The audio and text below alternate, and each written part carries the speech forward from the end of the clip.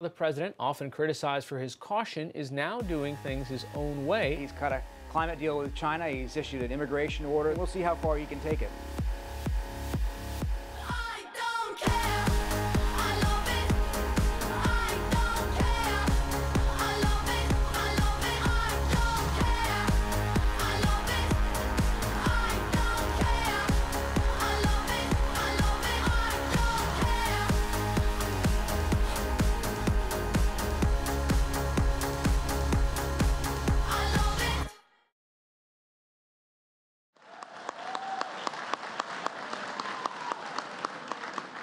Good evening, everybody.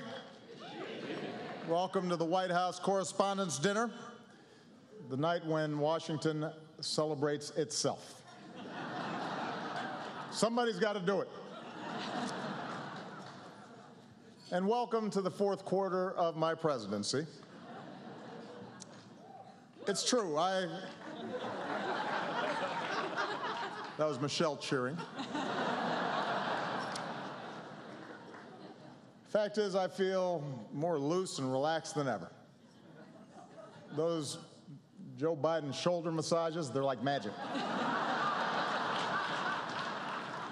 You should try one. Oh, you have?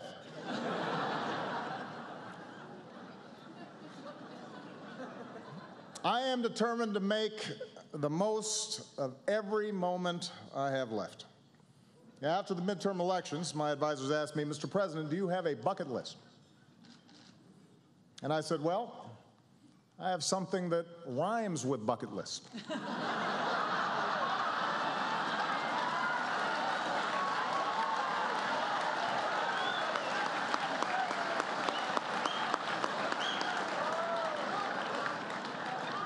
Take executive action on immigration? Bucket. New climate regulations? Bucket. It's the right thing to do. And my new attitude is paying off. Look at my Cuba policy. The Castro brothers are here tonight. Welcome to America, amigos. ¿Qué pasa? What? It's the Castros from Texas? Oh. Hi, Joaquin. Hi, Julian. Anyway, being president is never easy. I still have to fix a broken immigration system, issue veto threats, negotiate with Iran, all while finding time to pray 5 times a day. Which is strenuous. And it is no wonder that people keep pointing out how the presidency has aged me. I look so old, John Boehner's already invited Netanyahu to speak at my funeral.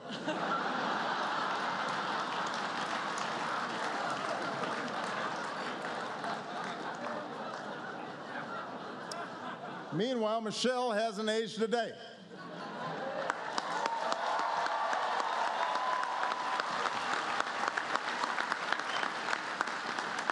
I ask her what her secret is. She just says, fresh fruits and vegetables. It's aggravating.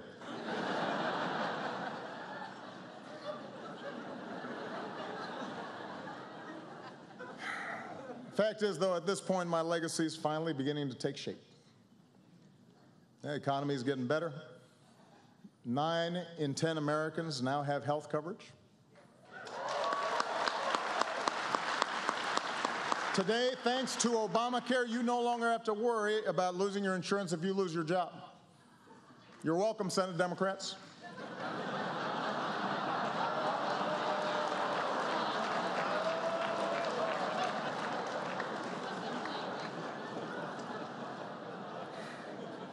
Now, look, it is true I have not managed to make everybody happy. 6 years into my presidency, some people still say I'm arrogant and aloof, condescending. Some people are so dumb. No wonder I don't meet with them. And that's not all people say about me. A few weeks ago, Dick Cheney says he thinks I'm the worst president of his lifetime. Which is interesting because I think Dick Cheney is the worst president of my lifetime.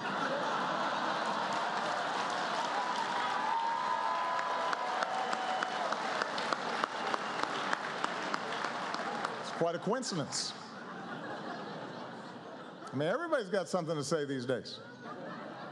Mike Huckabee recently said, people shouldn't join our military until a true conservative is elected president. Think about that. It was so outrageous, 47 Ayatollahs wrote us a letter trying to explain to Huckabee how our system works.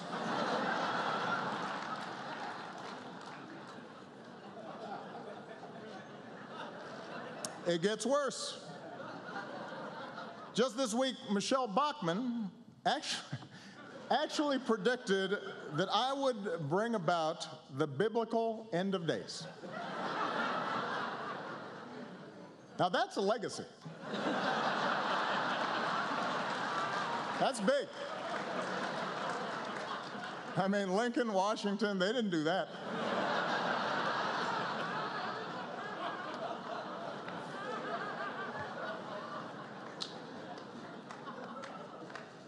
But, you know, I just had to put this stuff aside. I've got to stay focused on my job because for many Americans, this is still a time of deep uncertainty.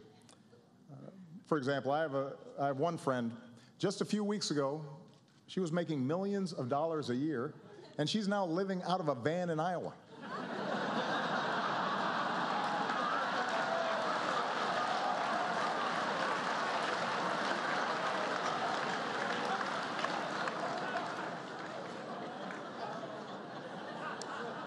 Meanwhile, back here in our nation's capital, we're always dealing with new challenges. I'm happy to report that the Secret Service, thanks to some excellent reporting by White House correspondents, they're really focusing on some of the issues that have come up, and they finally figured out a foolproof way to keep people off my lawn. There he is.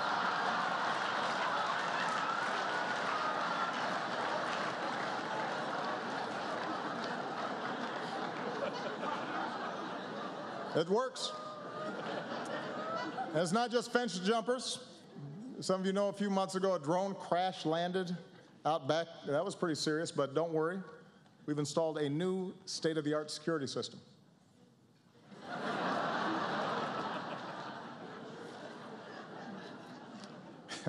You know what? Let me set the record straight. You know, I tease Joe sometimes, but he has been at my side for 7 years. I love that man. He's not just a great vice president, he is a great friend. We've gotten so close in some places in Indiana, they won't serve us pizza anymore.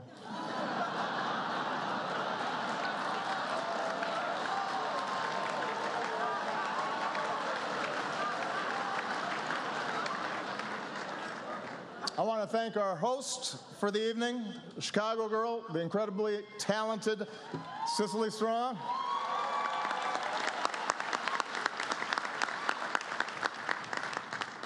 On Saturday Night Live, Cicely impersonates CNN anchor Brooke Baldwin, which is surprising because usually the only people impersonating journalists on CNN are journalists on CNN.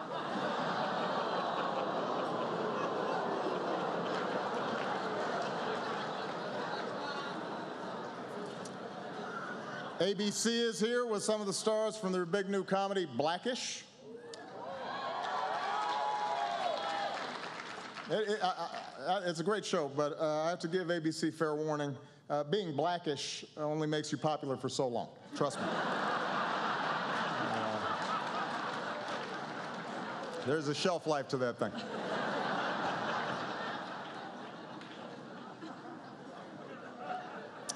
As always, the reporters here had a lot to cover over the last year. Here on the East Coast, one big story was the brutal winter. The polar vortex caused so many record lows, they renamed it MSNBC.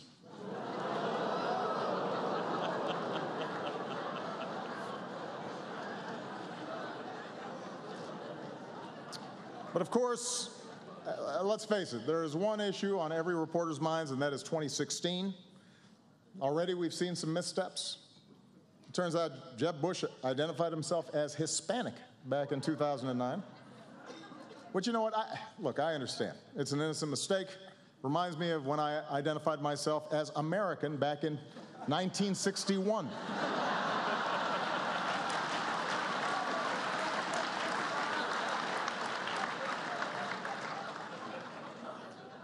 Ted Cruz said that denying the existence of climate change made him like Galileo.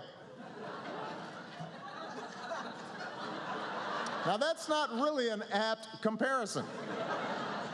Galileo believed the Earth revolves around the sun. Ted Cruz believes the Earth revolves around Ted Cruz. And just as an aside, I want to point out, when a guy who has his face on a hope poster calls you self-centered, you know you've got a problem. The narcissism index is creeping up a little too high. Meanwhile, Rick Santorum announced that he would not attend the same-sex wedding of a friend or a loved one, to which gays and lesbians across the country responded, "That's not going to be a problem." Don't sweat that one.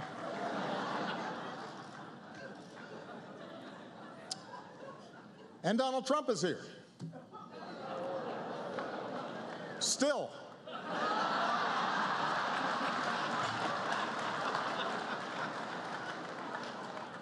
Anyway, it's amazing how time flies.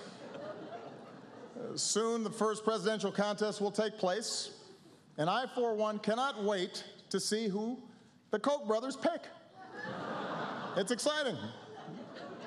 Marco Rubio, Rand Paul, Ted Cruz, Jeb Bush, Scott Walker. Who will finally get that red rose?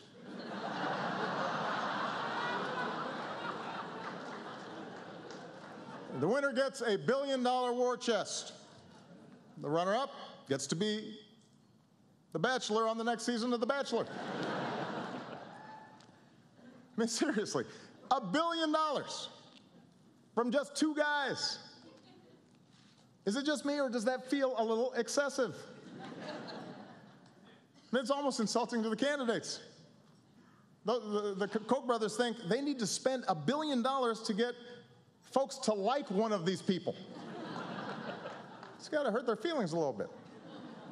And look, I know I've raised a lot of money too, but in all fairness, my middle name is Hussein. What's their excuse?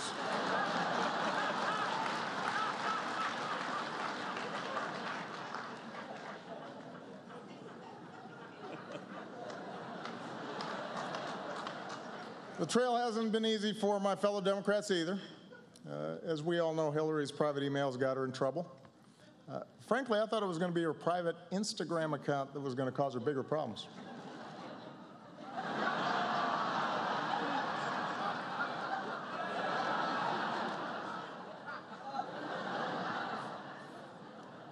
Hillary kicked things off by going completely unrecognized at a Chipotle. Not to be outdone, Martin O'Malley kicked things off by going completely unrecognized at a Martin O'Malley campaign event.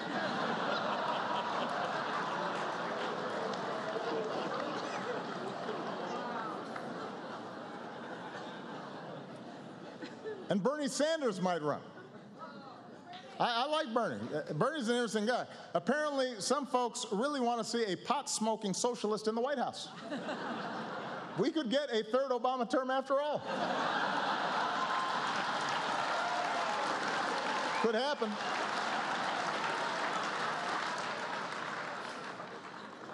Anyway, as always, I want to close on a more serious note.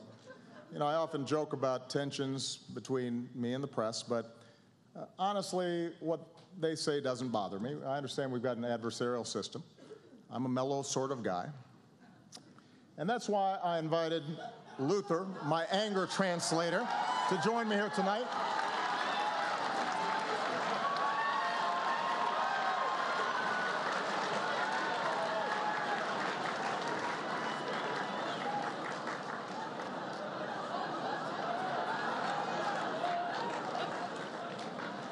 Hold on to your lily white butts.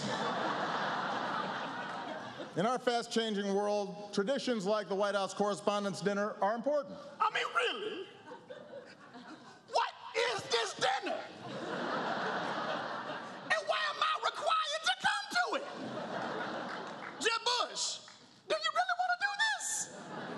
Because despite our differences, we count on the press to shed light on the most important issues of the day. And we can count on Fox News to terrify old white people with some nonsense. Sharia law is coming to Cleveland. Run for the damn hills. Y'all's ridiculous. We won't always see eye to eye. Oh, and CNN, thank you so much for the wall-to-wall Ebola coverage. For 2 whole weeks, we were one step away from the Walking Dead. And then you all got up and just moved on to the next thing. That was awesome. Oh, and by the way, just if you haven't noticed, you don't have Ebola. But I still deeply appreciate the work that you do. Y'all remember when I had that big old hole in the bottom of the Gulf of Mexico, and then I plugged it?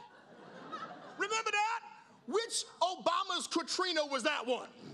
Was that 19, or was it 20, because I can't remember. Protecting our democracy is more important than ever. For example, the Supreme Court ruled that the donor who gave Ted Cruz $6 million was just exercising free speech. Yeah, it's the kind of speech like this. I just wasted $6 million. And it's not just Republicans. Hillary will have to raise huge sums of money, too. Oh, yeah. She gonna get that money. She gonna get all the money. Khaleesi is coming to Westeros.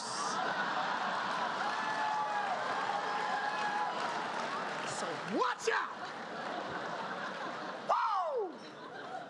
The nonstop focus on billionaire donors creates real problems for our democracy. And that's why we're running for a 3rd term. No, we're not. We're not? No. Who the hell said that? But we do need to stay focused on some big challenges, like climate change. Hey, listen, y'all, if you haven't noticed, California is bone dry. It looked like a trailer for the new Mad Max movie up in there. Y'all think that Bradley Cooper came here because he wants to talk to Chuck Todd? He needed a glass of water. Come on. The science is clear. The science is clear. 9 out of the 10 hottest years ever came in the last decade. Now, I'm not a scientist, but I do know how to count to 10. Rising seas, more violent storms. You got mosquitoes, sweaty people on the train stinking it up. It's just nasty. I mean, look at what's happening right now. Every serious scientist says we need to act. The Pentagon says it's a national security risk. Miami floods on a sunny day, and instead of doing anything about it, we've got elected officials throwing snowballs in the Senate. Okay, Mr. Okay, I think I got it, bro. It is crazy. What about our kids? What kind of stupid, short-sighted, irresponsible bull? Whoa! Hey! What? Okay, no, hey.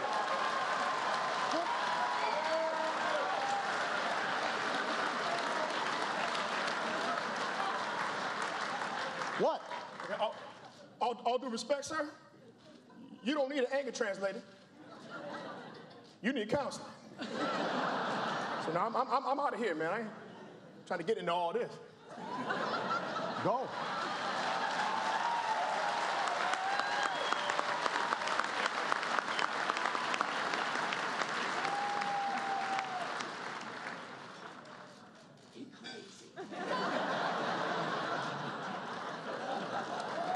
Luther, my anger translator, ladies and gentlemen.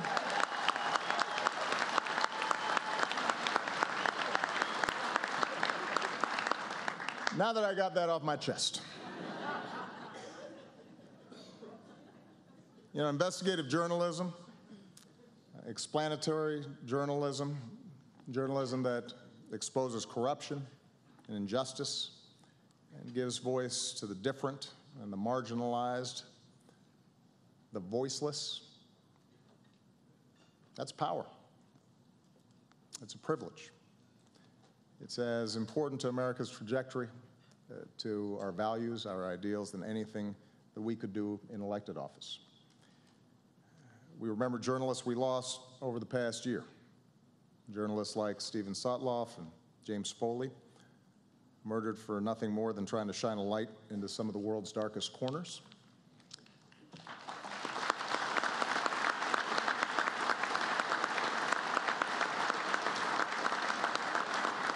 We remember the journalists unjustly imprisoned around the world, including our own Jason Rezaian. For 9 months, Jason has been imprisoned in Tehran for nothing more than writing about the hopes and the fears of the Iranian people, carrying their stories to the readers of the Washington Post in an effort to bridge our common humanity. As was already mentioned, Jason's brother Ali is here tonight, and I have told him personally we will not rest until we bring him home to his family, safe and sound.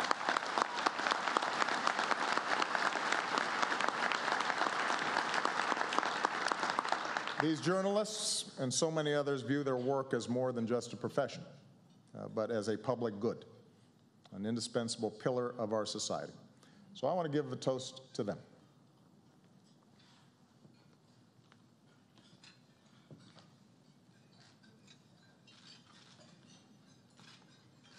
I raise a glass to them and to all of you with the words of the American foreign correspondent Dorothy Thompson. It is not the fact of liberty, but the way in which liberty is exercised that ultimately determines whether liberty itself survives. Thank you for your devotion to exercising our liberty and to telling our American story. God bless you. God bless the United States of America.